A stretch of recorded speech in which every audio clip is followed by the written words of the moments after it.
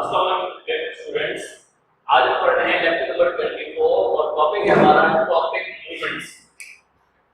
Topic movements के अंदर हमने लास्ट लेक्चर में तीन टाइप्स डिस्कस की थी। एक हमने डिस्कस की थी फोटोट्रॉपिज्म, दूसरी हमने की मोनोट्रॉपिज्म, तीसरी हमने डिस्कस की थी कीमोट्रॉपिज्म और आज हम उसकी टाइप 4 डिस्कस कर रहे हैं जिसका नाम है हाइड्रोट्रॉपिज्म और उसकी 5 टाइप नंबर 5 का नाम है जियोट्रॉपिज्म। तो सबसे पहले हम बात करते हैं हाइड्रोट्रॉपिज्म। ट्रॉपिज्म का हमने वहां पे भी देखा था। ट्रॉपिज्म का मतलब है किसी भी प्लांट ऑर्गन, होल ऑर्गन का, पूरे ऑर्गन का, चाहे वो रूट है, स्टेम है, लीफ है, उस ऑर्गन का एक्सटर्नल स्टिमुलस की बेस पे पूरे के पूरे ऑर्गन का टूवर्ड और अवे मूव कर जाना, एक टू डायरेक्शन में हो जाए। तो इसको हम कहेंगे हाइड्रोट्रॉपिज्म में क्या होगा। पहले वर्ड को लेते हैं hydro. Hydro mean water and tropism mean movement of whole organ in response to the external stimulus. Definition क्या बनेगी? The movement of plant parts in response to the stimulus of water is called hydrotropism. Hydrotropism जो है वो दो तरह का होता है। एक होता है पॉजिटिव हाइड्रोट्रॉपिज्म, दूसरा नेगेटिव। पॉजिटिव मतलब टू वर्ड होगा।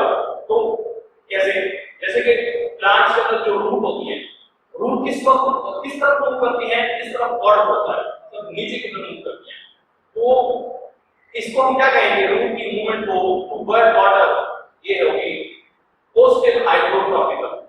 जबकि शूट जो होती है वो अपवर्ड मूव करती है, पानी नीचे है और जो शूट है अपवर्ड जा रही है, तो हम इसको फोर्सिंग मूवमेंट कहेंगे। इसको हम कहेंगे ये होगी negative hydrotropism because it is away from the external stimulus which is water and root will move downward in toward the water and this will be known as positive hydrotrophism। तो definition क्या होगी? उसके बाद हमारे पास है geotropism. Jio mean earth relate to gravity and tropism mean the movement of whole organ in stem।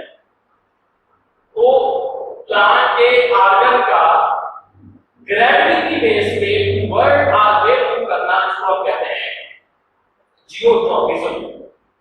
Geotropism के अंदर अगर हम देखें तो ये भी दो पार्ट है, एक है पॉजिटिव, दूसरा नेगेटिव। रूट ग्रेविटी की तरफ मूव करती है, टुवर्ड द ग्रेविटी, इसको हम कहेंगे पॉजिटिव जियोट्रॉपिज्म। और जो शूट होती है ये ग्रेविटी के अगेंस्ट अपवर्ड मूव करती है, तो हम इसको क्या कहेंगे? इसको हम कहेंगे नेगेटिव जियोट्रॉपिज्म। क्लियर? उसके बाद दूसरी टाइप है हमारे पास पैराटोनिक मूवमेंट के अंदर नॉस्टिक मूवमेंट।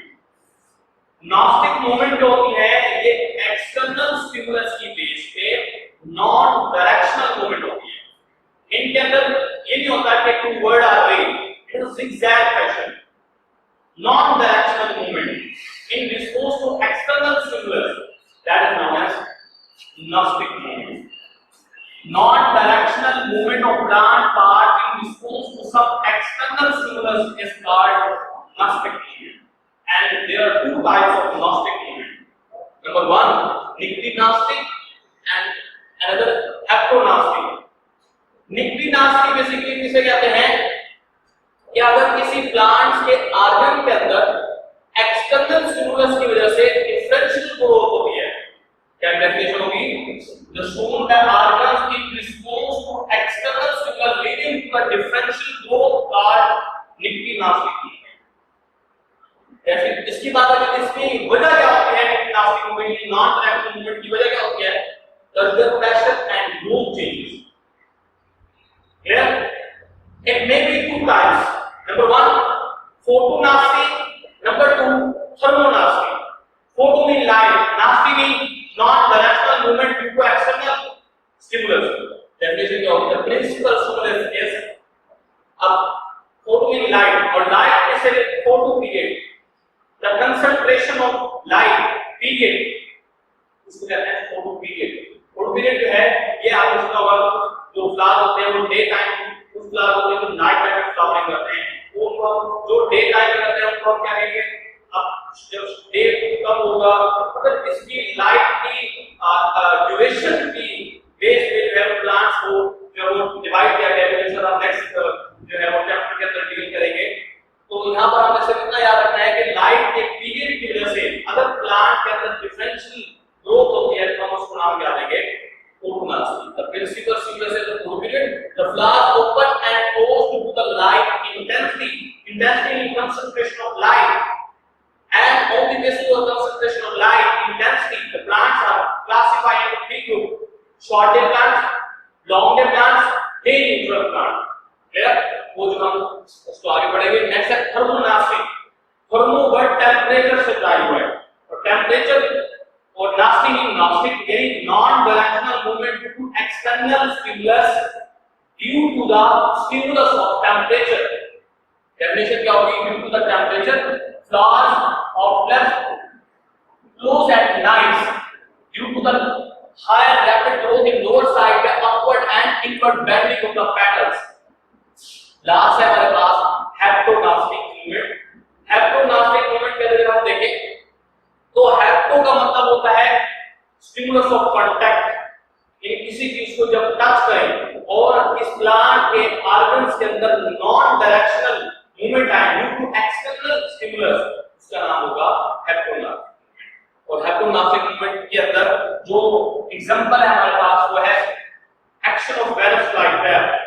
ये बेसिकली कौन कह सकते हैं कार्निवोरस प्लांट्स होते हैं जो डिफरेंट इंसेक्ट वगैरह को ट्रैप करते हैं, उनको पैरालाइज करते हैं, उनको फिर मेटाबॉलाइज करते हैं।